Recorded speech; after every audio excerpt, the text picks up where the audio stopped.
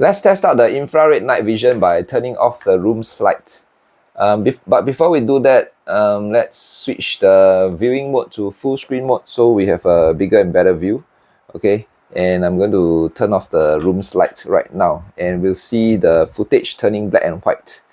By the way, the details in the footage comes on instantly, even though you may not be seeing the instantaneous details because the camera in my hand is not able to focus so quickly.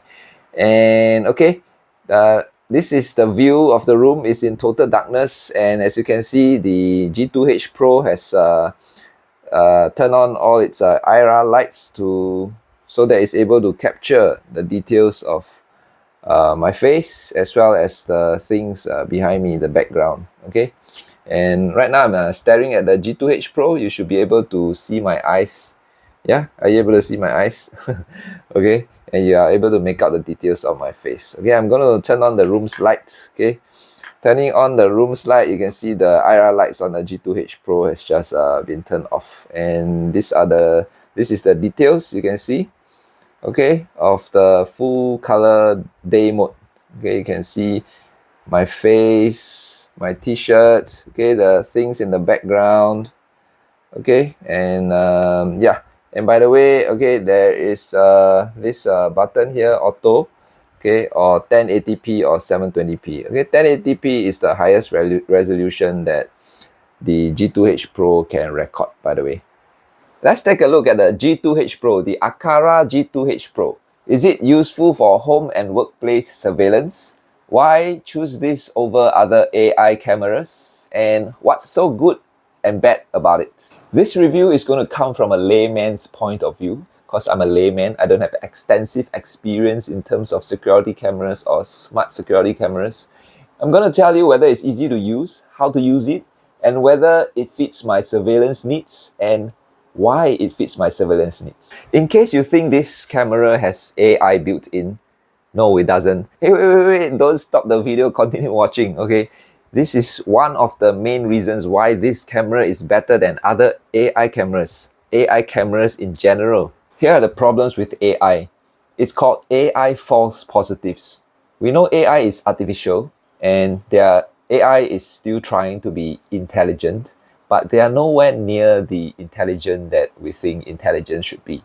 AI missed that mark just by that little bit and caused a lot of inconvenience. Here are some scenarios. AI falsely detecting birds flying by or leaves falling from trees, thinking it's human, and setting off the alarm and sending notifications all day long because birds always fly by all day long. No. AI is not that dumb. It will be able to tell the difference between a bird and a human being. And I can always turn off the alarm triggers and notifications and set the camera to record only when there's motion passing by. Oh, so AI is able to tell the difference between a bird and a human. So what if now a thief is dressed like a bird and trying to steal your parcel at your doorstep right in front of the camera? Will the camera start recording? Alright, I'm being dramatic here about these scenarios, but they are based on actual complaints about false positives, the AI false positives. Here's a real problem that I encountered. You know, some of those AI cameras that is able to rotate by itself to track a movement, to track a person, a subject, okay, they usually have a narrow field of view. And the problem with that is that, okay, the AI is not able to always know where the face is. So they may be able to track the subject, okay, but they forgot to track the face, and they could be focused only on the body, okay, and the movement of the body instead of the face. So what happens is that the footage becomes useless because you can't identify the face. You only see the body. And in the end, what do I have to do? I have to turn off the AI, and the camera becomes a non-AI camera, becomes a normal camera without AI, just like this one. Which is clever enough with its motion detection. Whenever there's motion in front of the camera, it will start recording. And it has a wide field of view, which would pretty much cover the entire area that you want to see in the recorded footage. So this is a surveillance camera that doesn't come with the AI bells and whistles. This is a camera that works. It is compact. Yeah, it looks so cute, and yeah, it looks so cute. It looks like Among Us. It has motion detection with area masking. a wide field of view, about 146 degrees wide, and most importantly, it is very easy to configure, easy to retrieve the footage, and it is very user-friendly. The configuration and pairing up between the camera, the phone, and the home network is really easy. All I had to do was to download the Aqara Home app onto my phone, and after following through the steps, very intuitive instructions, and now everything is connected to the home network. And now the G2H Pro is on screen, so once I click on it, I'll be able to see whatever the camera is pointing at. And here it is. Hello. There are a couple of ways the video footage can be recorded. Firstly is onto the camera. If you plug in an SD card, and there is also an album, which is a recording onto your phone, and also a cloud storage. If you subscribe to the service, you can record the footage onto this Aqara's cloud service. And also onto your NAS. If you have a NAS at home, all you have to do is to go to device settings, camera settings, SD card storage, and NAS, okay, and enter the information that is required, and all the video footage will be recorded onto your NAS. Okay, let's get back out there and see what other functions are available. What other useful functions there are. Back. Okay, back to this screen, there's this eye icon. Once I hit this, the camera will go to sleep. Okay, let's turn it back on. Okay, the next button is a snapshot button. When I hit it, it will take a screenshot into the phone's album. Okay, next button, the red color button, is a record button. When I hit it, it will record the footage onto the phone's album. And the next button is the conversation button. It allows the two persons between the phone and the camera on each end of the phone and the camera to talk to each other. And it sounds very loud and clear. It's really loud and clear. And you can adjust the volume in the settings. Okay, next button is a pause button. Okay, not too sure what this is for, but anyway, I'll turn it back on. And for recording mode, you can choose between continuous recording or event recording. If you are worried that you will run out of memory space, and the event recording will be based on event triggers like motion detection. And in the motion detection, you can choose the sensitivity and whether to push notifications to you to start recording, set the detection period and frequency. You can also set the detection region. For example, you have a road or a tree in this region, and you don't want the moving cars or rustling leaves, okay, to trigger events. You can unselect this area so that only motion that are happening in the selected area will trigger the events like start recording and sending push notifications to you. There are several other settings you can make with this camera. There's timestamp, you can turn it on or off. Okay, image rotation.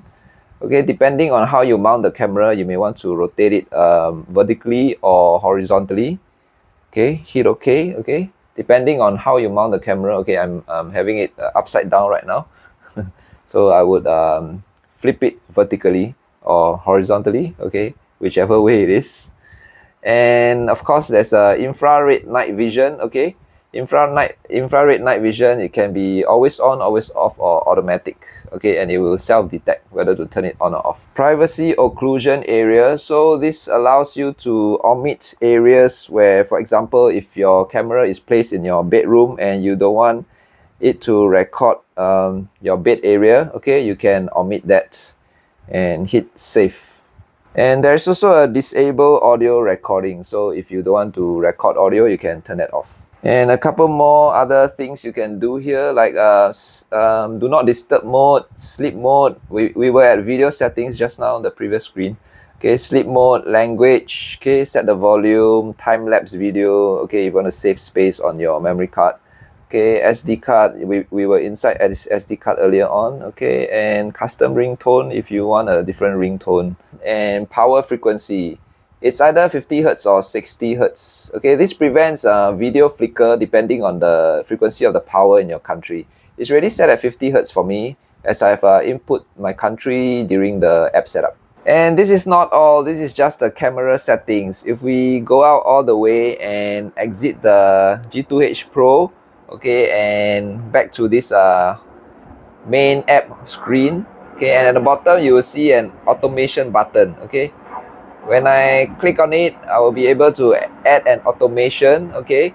and you will see this if and then. So if there is a motion detected by the GH2 Pro, okay, motion detected, then I will do something, okay. So we can add other devices into this accessories list, like for example a smart light, okay. So if a motion is detected by the G2H Pro, then turn on the smart light. This is just the tip of the iceberg.